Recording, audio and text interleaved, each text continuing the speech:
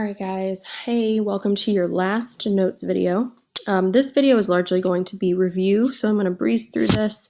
There's just really like one or two more topics we have to cover, and one of those is the amendment process, just as a refresher, as well as the amendments 11 through 27, those historical additions to the Constitution. So getting right into it, we're going to describe the formal amendment process outlined in the Constitution, and then describe the historical context surrounding amendments 11 through 27, so the why, and then explain exactly what the amendments do, right? What are the protections and provisions? So specifically with the amendment process, again, I think it's a good refresher to talk about amending the various governing documents that we've had over time and doing a comparison.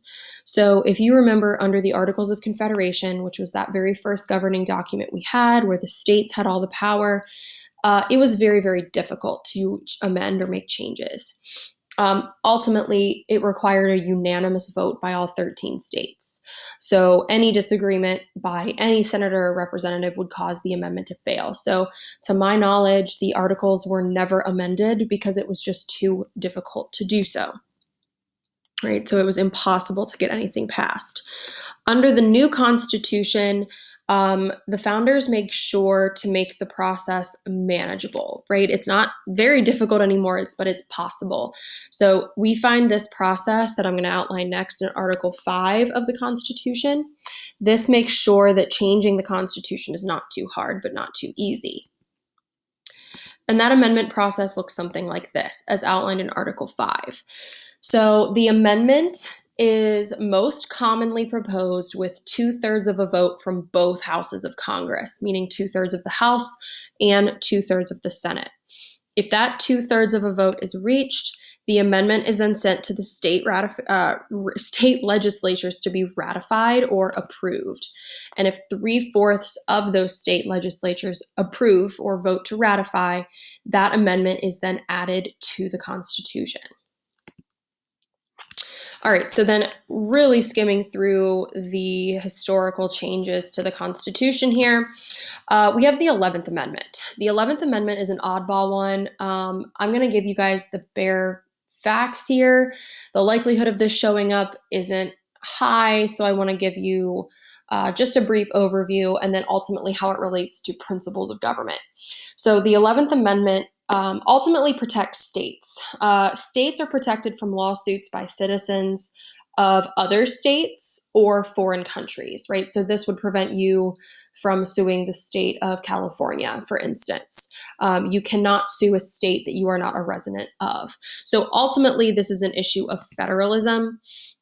This case is actually, or this amendment, excuse me, is actually going to overturn a court case known as Chisholm versus Georgia. Chisholm was not a resident of Georgia, but he sued for payments that he felt he was owed for the American Revolution. Initially, the court sided with Chisholm, and then this 11th Amendment obviously then kind of overturned that decision. All right, the 12th Amendment deals with the presidency, or more specifically, the Electoral College. So before this amendment was in place, the way that the voting was done in the Electoral College is that there was one ballot, right? The electors went, they cast their vote on a single ballot, the person with the most votes became president, and then the runner-up with the second most votes became vice president. And then we had the election of 1800 where there was a tie between Jefferson and Burr, and they were different party affiliations. So that, like, they were the historical Republicans and Democrats, right? So thinking about it in modern times, I think I mentioned this example in class. This would have been like if in 2020, Biden would be president, Trump would be vice president, right? So you would have some serious gridlock going on. The executive branch itself would be divided. So that is definitely an issue in getting policy accomplished. So then what the 12th Amendment does is it changed the procedure for which we elect a president and vice president in that electoral college. So now we see the electors voting on two separate ballots in terms of one for Republicans, one for Democrats. All right, so let's get into the next set of amendments. We have the Reconstruction Amendments. These amendments are the 13th, 14th, and 15th. So, Reconstruction was this time period after the Civil War where the South is making new adjustments after its loss, and we are incorporating newly freed slaves into society. So, the original intent behind these amendments, whether, as we'll see, achieved or not, was to incorporate newly freed slaves and to extend civil rights. So the 13th Amendment, what it does is formally abolishes slavery in the United States and all of its territories. And the reality is, yes, it does, outlaw slavery, right? But what we ended up seeing was, right after being set free, it wasn't like slave owners set them free with money or jobs or things like that. It was really pretty people were pretty much set free with nothing. So a lot of them did have to return as sharecroppers because that's all they knew. Now, the 14th Amendment, as we've been looking at in class, is critical for civil liberties and civil rights, and it does three things. It establishes citizenship in the state, so anyone born here or naturalized is a citizen and is guaranteed all rights and benefits and liberties. As we've seen via the Due Process Clause, the 14th Amendment has been used to incorporate the Bill of Rights for states to follow. And also with that Equal Protection Clause, everybody is entitled to equal protection under the law, which, as we've seen, has been a tremendous kind of catalyst for social justice movements throughout history. Again, reality-wise, immediately following the passage of this amendment, we see segregation laws pop up, Jim Crow laws, overall segregation and discrimination. And then we have the 15th Amendment, and this amendment gave African American men the right to vote. Of course, the reality wasn't so straightforward. You see states popping up things like poll taxes, literacy tests, grandfather clauses, the white primary, those kinds of things to prevent minority men from voting in the first place. All right, our next set of amendments come from the 1980s to the 1920s, and these are known as the Progressive Era Amendments.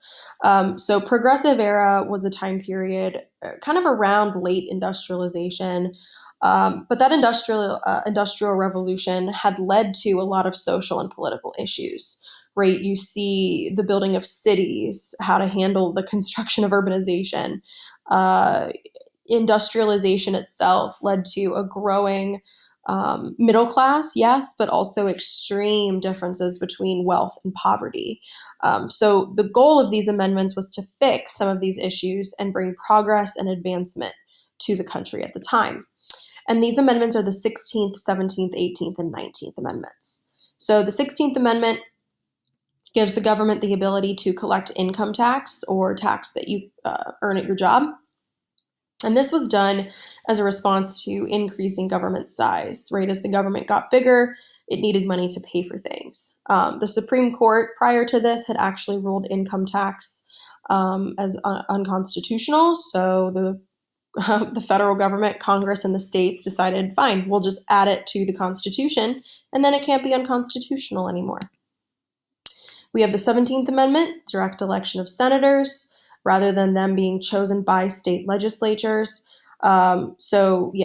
Initially the people in power chose the senators. So this was done to fix corruption and also to extend popular sovereignty, right? The ability of the people to have the authority and to direct the government. The 18th Amendment outlawed the sale and consumption of alcohol. So this was intended to decrease crime and other social problems like domestic violence, assault. However, it actually led to more issues, which is going to lead us to a different amendment later. And then the 19th Amendment, we have women gaining the right to vote. So with these amendments, to help you guys think of them, 16th Amendment, income tax, the age that you first get a job is 16. You start earning an income. 18th Amendment outlaws alcohol. At 18, you are legally not allowed to drink alcohol. All right, 20th Amendment is another presidential amendment that we've looked at. So remember, this moved presidential inauguration to January 20th instead of March 4th. And this was done to limit the impacts of those outgoing officials who were voted out or had reached a term limit, right? We called these lame ducks, right? And because they didn't have any political consequences, anymore, right? They didn't have to worry about voter opinion. They were potentially or making potentially risky decisions. So this was done to shorten that time frame of election day to when the new president took over. The 21st Amendment repealed the 18th Amendment. Ultimately, as I kind of alluded to, the 18th Amendment outlaw of alcohol was just too hard to enforce. It led to more issues like organized crime, speakeasies, and it didn't really do much to solve some of the domestic issues that people were seeing at home. The 22nd Amendment, again, as we've seen, limits the president to 2 four-year terms in office, and FDR was the only president to serve more than 2 terms, only because this amendment had not been ratified. And the idea was, well, we got lucky with FDR, but what if this power could be abused? The 23rd Amendment, again, deals with the Electoral College. This gives DC 3 votes in the Electoral College. And remember, they did not have this prior to this amendment because DC is a district, not a state, and only states have representation in Congress. Therefore, only ones with representation in the Electoral College. But the size of DC had increased, the population of people living had increased. So there was this kind of call to add 3 votes for Washington, D.C. All right, final ones here. We've got the 24th Amendment. This is going to ban the use of poll taxes to determine voting eligibility, right? Remember, poll taxes were a fee that you had to pay to be able to vote. And this had been a way to disenfranchise voters, specifically those who were minorities or the poor. So this is going to, again, kind of extend on previously guaranteed rights and open up opportunities. 25th Amendment outlines the order of presidential succession in case the president and vice president cannot fulfill their duties. Right, this sets up the fact that it's president, vice president, speaker of the House, president pro tempore.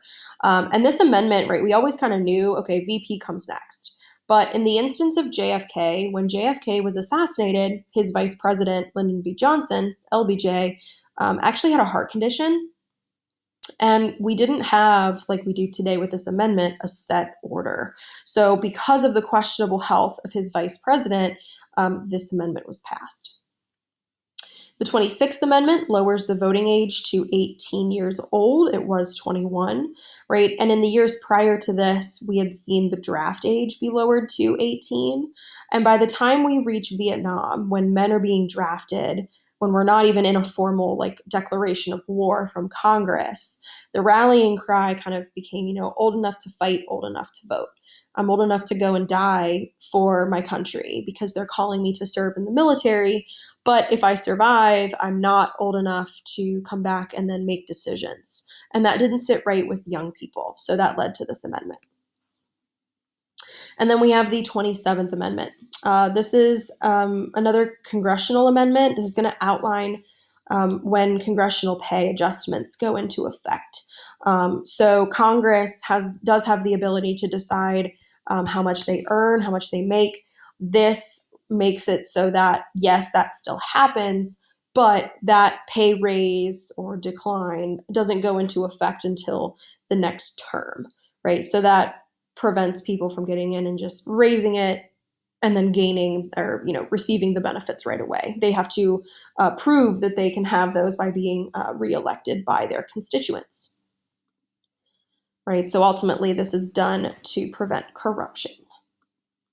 All right, guys, that is it for this video. Let me know if you guys have any questions. Largely, these will be focused on your air test, so I just wanted to give you guys a quick reminder of a lot of these that we've mentioned before. So let me know if you have questions, and I will see you later. Bye.